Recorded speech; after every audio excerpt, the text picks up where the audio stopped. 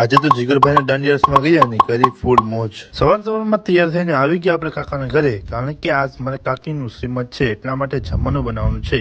પછી અમારા વાસુદેવના મંદિરે આવી ગયા નારિયેલ ભાંગવા।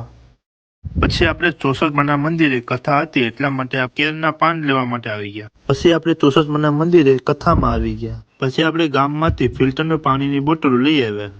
પછી તો ખાપરથી મહેમાન આવી ગયા અને એને જમાડવા બેસાડી દીધા।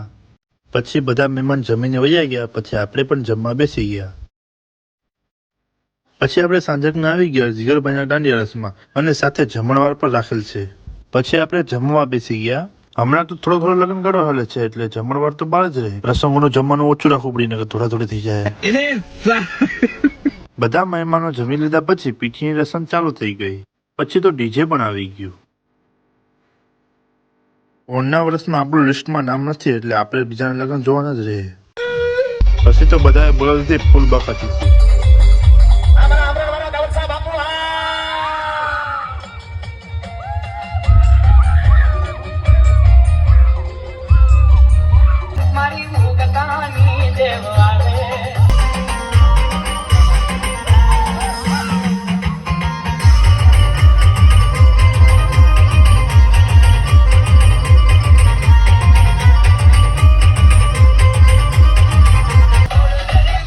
મળીએ એક નવા વિડીયોમાં, તો બધા ફોલો કરતા રહેજો।